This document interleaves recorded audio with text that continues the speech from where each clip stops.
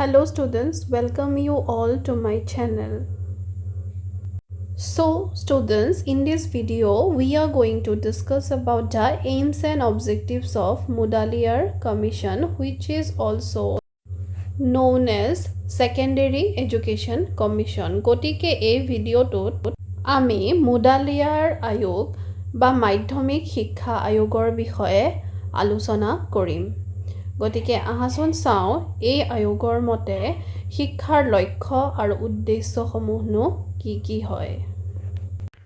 So the first point is development of democratic citizenship. গণতান্ত্ৰিক নাগৰিকত্বৰ বিকাশ।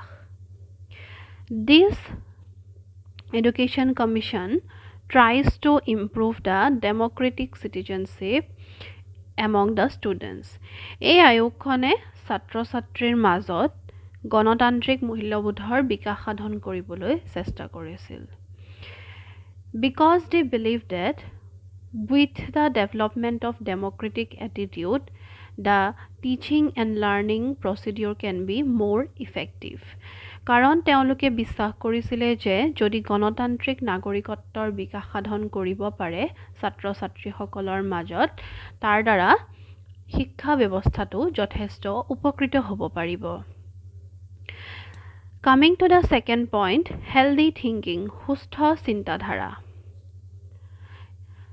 আমি যদি লাইফত বা জীৱনত সুখী হৈ থাকিবলৈ হয় then we have to develop our thinking because our mental life mainly depends upon our thinking. আমাৰ যিটো মানসিক স্বাস্থ্য সেইটো সদায় আমাৰ চিন্তাধাৰাৰ ওপৰত প্ৰতিষ্ঠিত হৈ থাকে।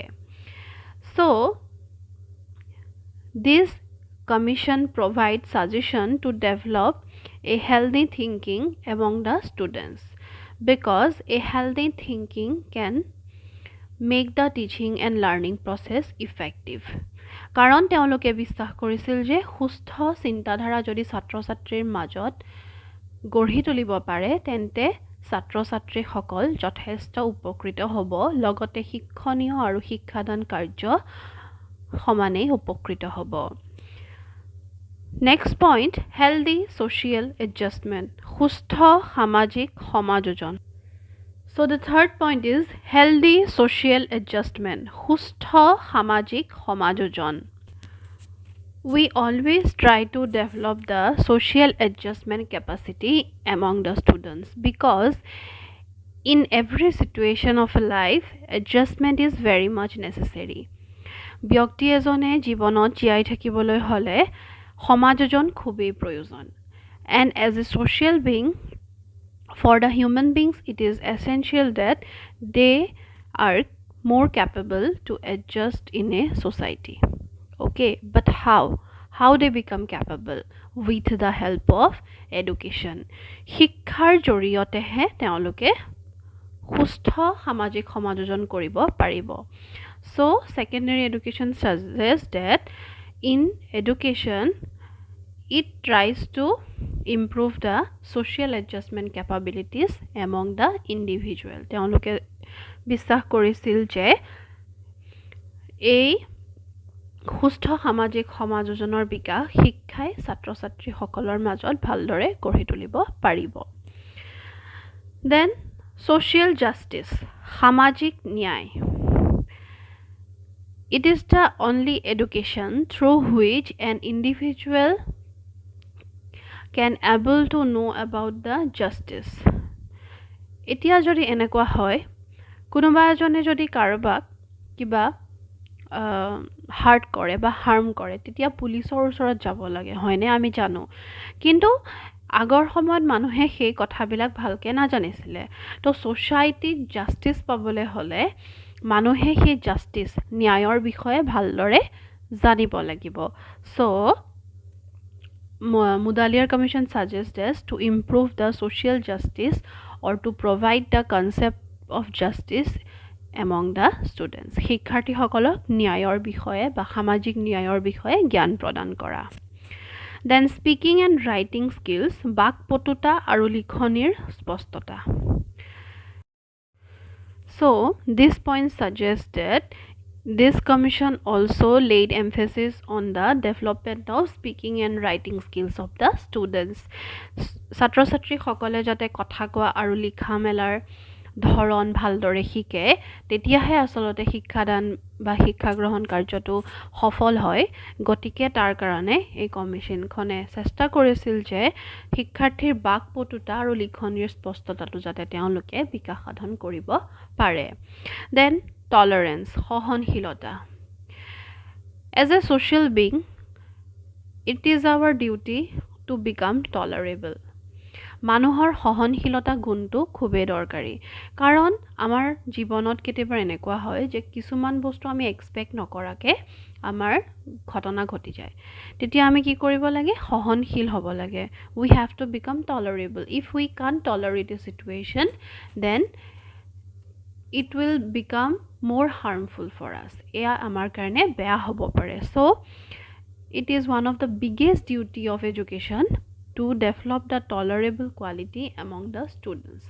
সহনশীলতা গুণৰ বিকাশ ছাত্ৰ ছাত্ৰীৰ বাবে খুবেই দৰকাৰী গতিকে এই আয়োগেও সেয়া কৰিবলৈ চেষ্টা কৰিছিল দেন লাভ ফৰ নেশ্যন প্ৰকৃত দেশপ্ৰেম এইটো তোমালোকে জানাই যে আমি যিখন নেশ্যনত থাকোঁ সেইখনক আমি ভাল পাব লাগে ওকে আমাৰ যোনখন মাদাৰলেণ্ড নেশ্যন হয় তাক আমি ভাল পাব লাগে বিকজ ইটছ আৱাৰ ডিউটি যে আমি য'ত থাকোঁ where we live we have to love that nation right okay so next point development of vocational efficiency বৃত্তিগত যোগ্যতাৰ উন্নতকৰণ vocational efficiency means education is the only source through which we can develop the vocational efficiency of the students vocational বৃত্তিগত উন্নতিকৰণ মানে কি vocation মানে কি vocation means from which we can earn বৃত্তি মানে হৈছে য'ৰ পৰা আমি আমাৰ যি আমাৰ দৰকাৰী পইচা আমি আচলতে য'ৰ পৰা পাওঁ সেয়া হৈছে আমাৰ বৃত্তি গতিকে এডুকেশ্যনত বৃত্তিমূলক শিক্ষাৰ দিয়াটো খুবেই জৰুৰী vocational efficiency because after completing education a student will definitely go somewhere to earn money হয়নে গতিকে বৃত্তিগত যোগ্যতাৰ বৃদ্ধি ছাত্ৰ ছাত্ৰীসকলৰ বাবে জৰুৰী তাৰপিছত আহিলে ডেভেলপমেণ্ট অফ পাৰ্চনেলিটি ব্যক্তিত্বৰ বিকাশ Development of personality. The word personality represents for how we present ourselves in front of others. আমি ব্যক্তিত্ব মানে হৈছে আমি বেলেগৰ আগত নিজক কেনেকৈ প্ৰতিষ্ঠা কৰোঁ So it is very necessary for the students to know how to present themselves in front of the society হয়নে যে ছাত্ৰ ছাত্ৰীসকলৰ বাবে এয়া খুবেই জৰুৰী যে তেওঁলোকে কেনেকুৱা ধৰণে মানুহৰ আগত বা সমাজৰ আগত নিজকে প্ৰতিষ্ঠা কৰিব লাগে সেই বিষয়ে জনাটো খুবেই জৰুৰী so this commission also suggests to develop the personality of the students যে ছাত্ৰ ছাত্ৰীৰ ব্যক্তিত্বৰো বিকাশ সাধন কৰিব লাগে Last point is that education for leadership, netrittor bikash, because leadership is the main concept in a democratic country. Gonotantrik deshor babe netrittor bikash to khubei dorkari. Because ajir ছাত্ৰ ছাত্ৰী সকলে হয়তো ভৱিষ্যতে আমাৰ দেশখন নেতৃত্ব দিব লাগিব Present generation lead our nation in the near future right so education for leadership is very much necessary for the students so this commission also suggests to develop the leadership quality of the students by providing them proper education যে তেওঁলোকৰ যি নেতৃত্ব গুণ হেয়াও বিকাশ সাধন কৰিব লাগে শিক্ষাৰ জৰিয়তে so I hope now it will clear to you all about the aims of secondary education মই আশা কৰিছো তোমালোকে মাধ্যমিক শিক্ষাৰ লক্ষ্যসমূহ ভালদৰে বুজি পাইছা ধন্যবাদ So thank you so much students for watching this video